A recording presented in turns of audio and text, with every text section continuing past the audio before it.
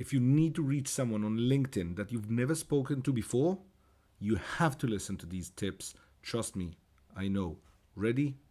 Let's start.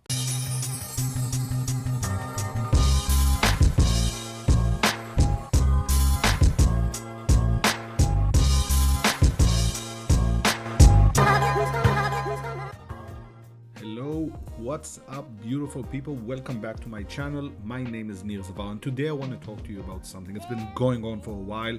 It's about LinkedIn, and it's time we solve this problem. I'm not talking about your personal brand. I don't give an F about your personal brand. It's not about social clout and if you have 200,000 followers or not. I really, honestly, don't give a damn.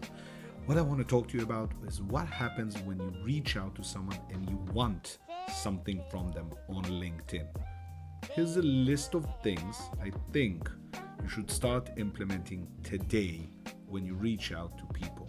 It will help you land more deals, get more connections, but more than that, just be better in the way you behave. Ready? We need to talk about this. The first thing I want to talk to you about is cold outreach. Now, if we're talking about cold outreach, I want to talk about something very specific. I'm not talking about you adding people on LinkedIn. Again, not the point. What I want to talk about is you want something from someone. The example is if you want to talk to me and you need my help, if you want to hire me to do something, which is great. But when you do an ad, a connect, please, my only ask here, send it with a note. I need to know who you are and the fact that you're gonna ask me for something. The worst thing you can do is we connect and then a day passes and then you drop a bomb on me. Hey, we don't know each other, but just so you know, we have an amazing social. I don't care. And don't offer me. There's a guy that asked me if we need to hire top talent for development. And I said, nah, we're good. Thank you. He replied, why? Are you okay? You have your own people? Are you developing? I don't know you. You're not just harassing me. Not cool. So the first thing you need to remember, send a note. State clearly what is the purpose and let us decide if it fits or not. If not, that is completely fine. Side note that you might want to consider, like and comment a little bit so we get the chance to see you, and trust me, we check who's been adding, liking and commenting. And more than that, be noticeable. That is important because then it means that when you come, I will know who you are, or at least I'll get a chance to take a quick glimpse of who you are. I'll understand most probably why you're reaching out. If you need help, support, partnerships, let's do something mutual, or if you need to hire me for my services. The second thing I want to share with you is be respectful of people's time. What do I mean by that? You see, I get about 40 requests a week, sometimes from people who want to talk to me about different things. And when I agree to go on the calls, I usually send them a link because it saves all the hassle and all the issues. You know what I mean? And I send them my tidy cal. You should check it out. It's really nice. And it's 25 minutes for an intro call, which between you and I is about 10 minutes too long. The problem is that even this week, 3 different people went on the call, and the first thing they said that I probably have to be very busy if I only give them 25 minutes, or 25 minutes is not enough, or hey, I don't know you. I made a clear decision to spend 25 minutes of my life with you, which I don't exactly understand what you're going to ask me for. So be respectful. Don't decide for me if I gave you enough time or not. Not cool. So when you go on the call, take the amount of time you have, make the best out of it, and be respectful. It's important. I don't want to feel like I'm doing someone a favor. I'm literally trying my best to talk and help to as many people as possible. The fact that I'm even talking about this thing is kind of weird. Do me a favor, come prepared. Wow, mind-blowing. Come prepared. What does that mean? Here goes, guys. Ready? It's important. Be concise with everything. Presenting yourself should be sweet and to the point. Tell me the plan, give me the desired outcome, and have a 3-minute well-prepared trailer pitch. You don't need more. That's all. Leave the rest of the time for the Q&A and exploration. By the way, if you don't know how to do that, check out the book. I wrote a book about it.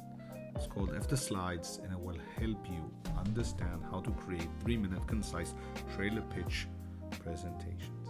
And remember, you are the presentation. Come prepared, okay? If we're talking about time, if 25 minutes is enough, if it's not enough, you should be ready or you shouldn't be ready. Is it okay to improvise or not? A great example would be angel investors. They open up their calendars and most of them will give you 15 minutes. And the interesting thing is, they'll go on the call, they'll smile, and you get 15 minutes to do whatever you want. The thing is, if you have a 3-minute pitch, you get 12 minutes of a Q&A. If you have 15 minutes of talking, you get nothing.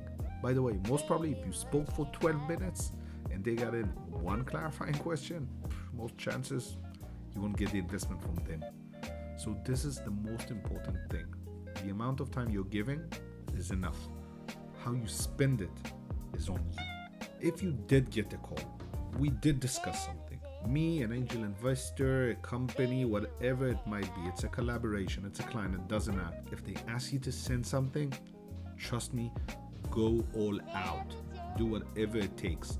In most of my workshops, I offer the first 5 or the first 8 people this. Submit your 500-word story and I'll jump on a call 25 minutes and I'll review your stuff and give you my input. Again, my time, for free, my experience. I'll do whatever you want. The interesting thing is a lot of people won't do it. That's why you fall short. I just had a workshop 3 or 4 weeks ago, which was interesting. A woman reached out, a designer. She's trying to improve her pitch to get more clients. And I said, hey, sweet, send me what you can and I'll take a look. It took her over 2.5 weeks instead of taking 24 hours to send it. Now, not good. The funny thing is she sent me the About Us on the website as if I care. If you get the opportunity to get free stuff from people, grab it by the hands and do it. This is your opportunity. And trust me, if you do it, even if it's not the best, even if you screw up a little bit, they will love you for it. Why? Because you made the effort and you made them feel special. Another important thing, you went on a webinar.